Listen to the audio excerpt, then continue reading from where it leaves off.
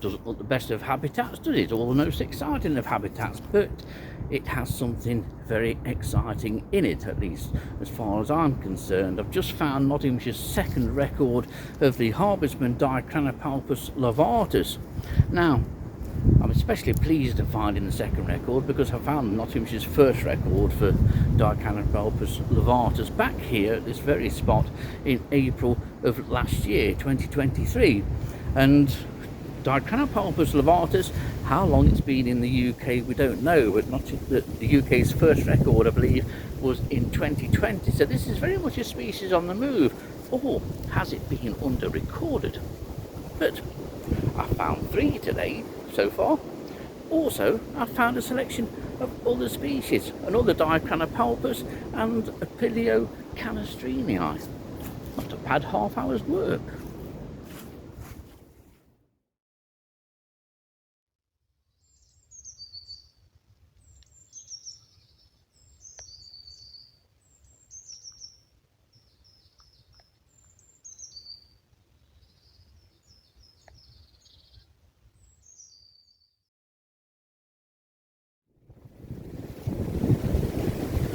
Here probably the wind blowing through the trees. It is very, very windy at times, quite gusty. This is sheltered here, but I don't know how much the wind will be affecting the sound. But always nice to come back to a site and re-find a species. It's something that Dillis and I used to do all the time. We found many species new to Nottinghamshire, but not being happy with that, we would want to try and find if the species was elsewhere in Nottinghamshire, and many times they were indeed. Quite often we quickly produced second, third, fourth and fifth records of a species. It took about 1 year and 3/4, I suppose, for me to relocate Dicranopalpus larvatus, and if ever you're re-looking for something or looking for a second record or something, or have never seen a species before, always start where it was first seen, and it is possible to get that information.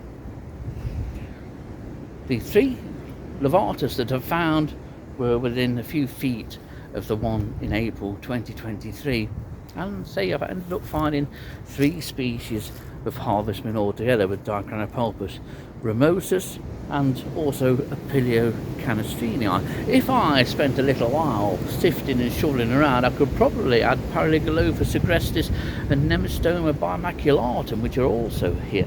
In fact, I'm surprised I haven't found bimaculatum. It's a small black harvestman with 2 white blotches, and it's usually found on the underside of logs in fairly damp conditions. But I've not found that today, but I'm more than happy to re-find Dicranopalpus larvatus. It's a smashing thing, and best of all, I found a male. And the male really is something that I've been after. Since finding the female, I'd rather wish that it was the male that I'd found, because the male is better marked than the female. And I'm surprised actually how smaller bodied the male was that I found, and quite long-legged too. It didn't initially give the appearance of being fairly long-legged, but it is, and it was a lively little bugger as well. But a very enjoyable half an hour spent in this kind of habitat. Most people would just walk past to find somewhere else, but you never know what's around you. This place, if I spent more time here, maybe worked the ivy on the walls, it will turn up more stuff, but that's another video.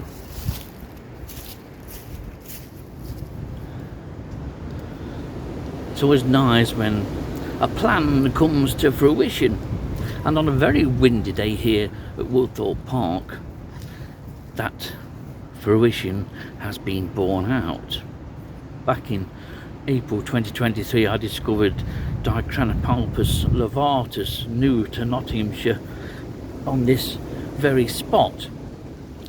And back here now in December 2024, and my little trap has paid off.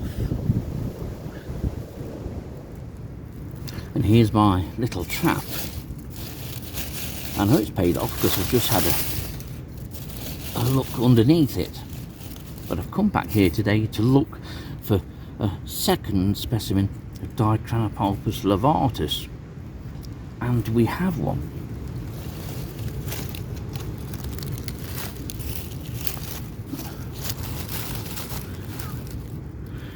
Just here. Here is that larvatus in slightly better light at the moment. The lighting is terrible. One minute it goes in from being cloudy to full bright sun, and the orange nature of this background isn't the best. But I have found a second specimen of larvatus. It looks like a female but is smaller, but I need to have a closer look at it to determine the sex properly. But this female is very confiding. She's not moved yet, and they're fairly distinctive. If you know your harvestman, and when you see one of these for the first time, you'll immediately notice that something is different, and there she goes. And here's the third harvestman that's in close proximity. This is Apilio canistrini, one of three.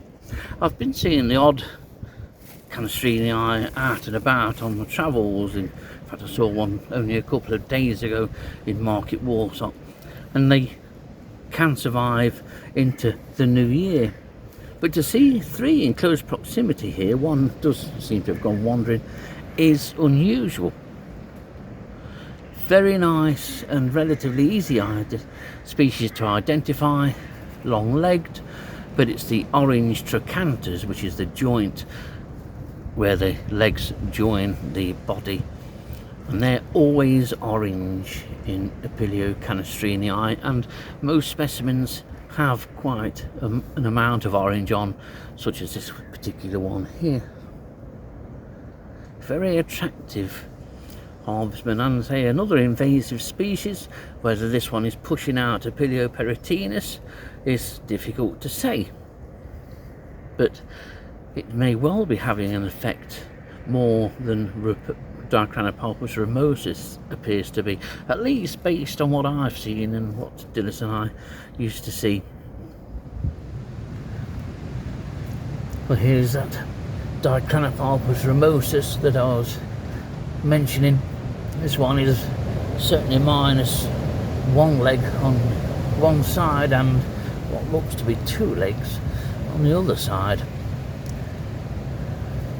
Very nicely marked Dicranopalpus ramosus, and this is a female too. An invasive species. Whether it's oosting other species out, I don't know. I don't think it is.